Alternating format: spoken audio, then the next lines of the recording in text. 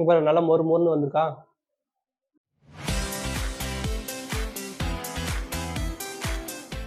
புதுசா முட்டைய வச்சு ஒரு டிஷ் ஒண்ணு பண்ண போறேன். ஆல்ரெடி YouTubeல போட்டிருப்பாங்க. பட் அத வச்சு நம்ம ட்ரை பண்ணி பார்ப்போம். ரெடி பண்ணிருவோமா? வாங்க ஃபர்ஸ்ட்டு முட்டைய எடுத்துக்கலாம். முட்டை எல்லாத்தையும் உடைச்சு ஊத்துவோம். ஓடு இல்லாம எல்லாத்தையும் உடைச்சிருவோம். முட்டையெல்லாம் நல்லா உடைச்சிட்டோம்.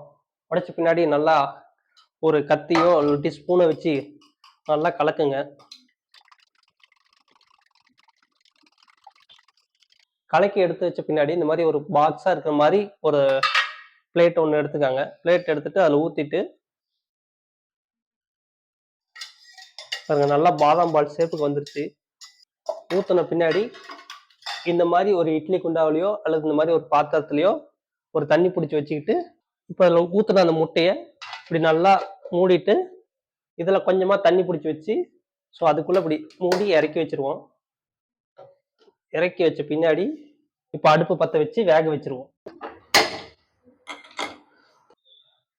இப்போ இந்த மாதிரி அடுப்பில் வச்சிட்டோம். அடுப்பில் வச்சு ஒரு 20 நிமிஷம் நல்லா மூடி வச்சிருவோம். இப்படி போட்டு ஒரு 20 நிமிஷத்துக்கு நல்லா வேக வச்சிருங்க. வேக வச்ச பின்னாடி அது எப்படி வெந்துருச்சா இல்லையான்னு கண்டுபிடிக்கிறதுக்கு ஒரு ஐடியா இருக்கு. அதை வச்சு பார்த்துருவோம். ஓகே, ஒரு 20 நிமிஷம் வேகட்டும். அதுக்குள்ள நம்ம மசாலா ரெடி பண்ணுவோம்.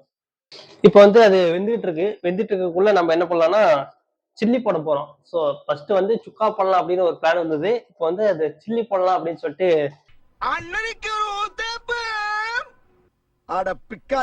இது வரைக்கும் நான் சில்லி போட்டதில்ல. பெப்பர் எடுத்துக்குவோம். அடுத்து மல்லிகைத்தூள். ஸோ அளவு கொஞ்சம் தெரியும் அப்படிங்கனால லைட்டா போட்டுக்கலாம். உங்களுக்கு அளவு தெரியலனா ஒவ்வொரு ஸ்பூன் போட்டுக்காங்க. அப்புறம் மிளகாத்தூள். அடுத்து இஞ்சி பூண்டு பேஸ்ட் கொஞ்சம். அப்புறம் தயிர் கொஞ்சமா, நல்லா கெட்டி தயிர். கடைசியா கொஞ்சமா உப்பு. லெவலாக போட்டுக்கலாம். உப்பு அதிகமாக போச்சுனாலும் சாப்பிட முடியாது. இப்போ அடுத்து எல்லாத்தையும் போட்டு பரட்டுவோம். நல்லா கையில் பரட்டும் போது தான் நல்லா சுற்றி அது சில்லி போடுறது கரெக்டாக இருக்கும். ஏன் நான் கம்மியாக போட்டிருக்கேன்னா ஃபர்ஸ்ட்டு கொஞ்சம் டேஸ்ட்டுக்காக பார்க்கறதுக்காக கம்மியாக போடுறோம். அதுக்கப்புறம் செட் ஆயிடுச்சு அப்படின்னா இன்னும் கொஞ்சம் சேர்த்து கலந்துக்குவோம். ஃபர்ஸ்ட்டு ஒரு 2 பீஸ் மட்டும் போட்டு பார்ப்போம். அப்படி இல்லாட்டி சுக்கா போட்டுருவோம். ஓகே, ரெடி பண்ணிட்டோம். உப்பு பார்த்துருவோமா? காரமா இருக்கு. இப்போ வெந்துருச்சான்னு பார்த்துருவோமா? பாருங்க, உள்ள நல்லா தண்ணி கொதிச்சுக்கிட்டு இருக்கு. கொதிக்குதான் உள்ள வந்து பாயில் ஆகிட்டு இருக்கோம். ஸோ இன்னும் கொஞ்சம் நேரம் வெயிட் பண்ணுவோம். ஓகே, எல்லாம் ரெடி. இது கொஞ்ச நேரம் அப்படியே ஊறட்டும். எடுத்து காட்டுறோம் பாருங்க, உங்களுக்கு நல்லா கேக் மாதிரி நல்லா வந்திருக்கும். வெயிட் பண்ணி பாருங்க. இப்போ ஒரு 20 நிமிஷம் ஆயிருக்கும். இப்போ வெந்துருச்சா இல்லையான்னு பார்த்துருவோம். ஃபர்ஸ்ட் இறக்கி கீழே வச்சிருவோமா? கீழே வச்சுட்டோமா நமக்கு எடுக்கிறதுக்கு ஈஸியா இருக்கும். இப்படியே வச்சீங்கன்னா கை சுடும். அதுக்கு தான் என்ன பண்ணும் யோசிச்சு 2 ஸ்போக் இருக்கு பார்த்தீங்களா? இந்த பக்கம் ஒன்று, இப்படி ஒன்று வச்சு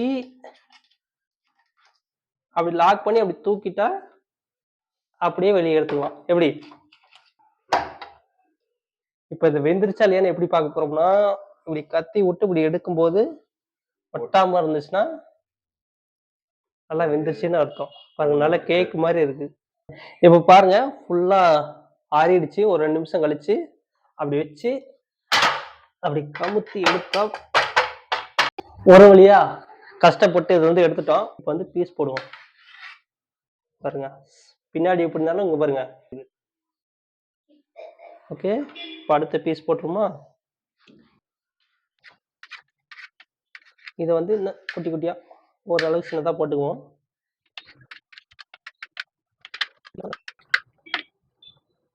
நம்ம வந்து முன்னாடி வந்து இது போட மறந்துட்டோம். ஸோ கொஞ்சமா மைதா மாவு, அப்புறம் கார்ன்ஃப்ளவர் மாவு கொஞ்சம்.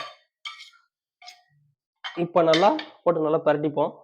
ஏன்னா இது மொறுமொறுப்பு கொஞ்சம் வரத்துக்காக. ஸோ இந்த அளவுக்கு நல்லா வர மாதிரி கலக்கிட்டு இப்போ நம்ம வெட்டி வச்ச பன்னீர் உள்ள அரைக்குவோம். பாருங்க, இப்போ பாருங்க, இப்படி பன்னீர் மாதிரி வந்துருச்சா? ரொம்ப டைட்டா போட்டு பரட்டினீங்கன்னா பீஸ் பீஸா போயிடும். கொஞ்சம் லைட்டா போட்டு பரட்டி எடுத்துக்காங்க. இப்போ ஃபுல்லா எல்லாத்தையும் பரட்டி எடுத்தாச்சு, எல்லாத்தையும் போட்டு. ஸோ காரம் ஓரளவுக்கு கரெக்டாக மேட்ச் பண்ணிட்டோம். கொஞ்சம் ஊறினாதான் உள்ள அந்த ஸ்பைசி இதெல்லாம் கொஞ்சம் இறங்கும். ஸோ எண்ணெயில் பொரிக்கும் போது நல்லா இருக்கும். அதனால இது என்ன பண்ண போறோம்னா நம்ம வந்து ஃப்ரீசர்ல வைக்கலாம். ஒரு 1 டூ 2 மணி நேரம் வைக்கலாம். வச்சுருவோமா? இப்போ 1 மணி நேரமா உள்ள வந்து மேக்னெட் ஆயிட்டு இருக்கு. எடுத்துருவோமா உள்ள இருந்து? இப்ப இத வந்து எண்ணெய் சட்டியில போட்டு பொரிக்க போறோம். நல்லா எண்ணெய் ஊத்திப்போம். எப்படியும் வீட்ல திட்டு வாங்க போறோம். ஊத்திட்டு நல்லாவே ஊத்திட்டு திட்டு வாங்குவோமே, என்னத்த போய் இப்ப. ஊத்திட்டோம், எண்ணெய் காஞ்சிட்டு இருக்கு. அதுக்கு முன்னாடி லைட்டா ஒவ்வொன்னும் கொஞ்சம் கொஞ்சம் பெரட்டி விட்டுருவோம். நல்லா ஒட்டிக்கிச்சு. பட் இருந்தாலும் அங்கங்க ஏதோ கேப் இருக்க மாதிரி தெரியுது. மசாலா இன்னும் கொஞ்சம் தயிர் இதெல்லாம் கொஞ்சம் கம்மியா ஊத்திருந்தோமா கொஞ்சம் நல்லா இருந்திருக்கும். எக் ஊத்த மறந்துட்டேன் நானு. எக் என்கிட்ட இல்ல. ஏன்னா இருந்த எக் எல்லாத்தையுமே பன்னீரா ரெடி பண்ணிட்டேன். நல்லா எக் இருந்துச்சுன்னா எக்குல போட்டு ஒரு பெரட்டு எடுத்துட்டு அதுக்கப்புறம் மறுபடியும் இதுல போட்டு ஒரு பெரட்டு எடுத்துக்கோம்னா மேல ஃபுல்லா ஒட்டிக்கும். ஸோ இப்போ வந்து லைட்டா ஒண்ணே ஒரு பீஸ் மட்டும் போட்டு பார்ப்போமா? எண்ணெய் கொதிச்சிருச்சு. கொஞ்சமா போட்டுருவோம்.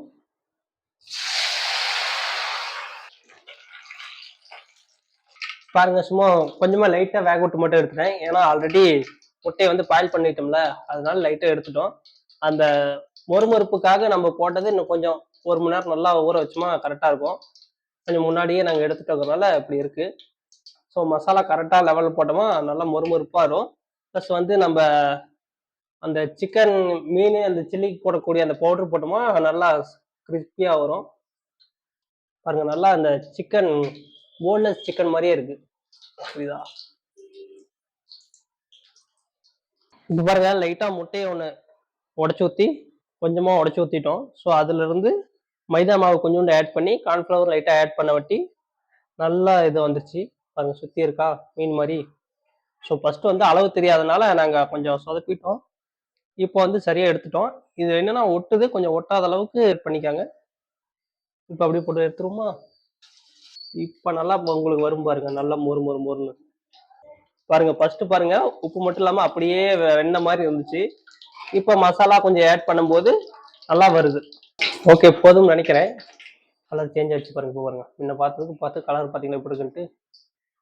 நீங்க கலருக்காக பார்த்தீங்கன்னா அந்த ரெட் சில்லி பவுடர் இன்னும் கொஞ்சம் போட்டீங்கன்னா, காஷ்மீர் சில்லி தூள் லைட்டாக தான் போட்டேன். இன்னும் கொஞ்சம் அதிகமாக போட்டோமா கலர் நல்லா டிப்பாக வரும். இப்போ பாருங்க சிக்கன் சில்லி மாதிரி ஆயிடுச்சு. சூப்பராக இருக்கு கலர். ஸோ நீங்களும் ட்ரை பண்ணி பாருங்க. நாங்கள் போட வந்து டைம் ஆகிடும், நாங்கள் போட்டு சாப்பிட்ற வரைக்கும். ஸோ அது வரைக்கும் நீங்கள் வெயிட் பண்ணக்கூடாது இல்லையா? அதனால ஃபர்ஸ்டே சாப்பிட்டு இப்போ எப்படி இருக்குன்னு சொல்லிடுறேன். நல்லா இருக்கு. இதாங்க டேஸ்ட் நல்லா இருக்கு. இப்போ நல்லா மொறு மொறுன்னு வந்திருக்கா? மேலேயும் நல்லா மொறு மொறுன்னு இருக்கு. ஸோ நீங்கள் ட்ரை பண்ணி பாருங்க. மீண்டும் அடுத்த வீடியோவில் சந்திக்கிறேன். பாய்.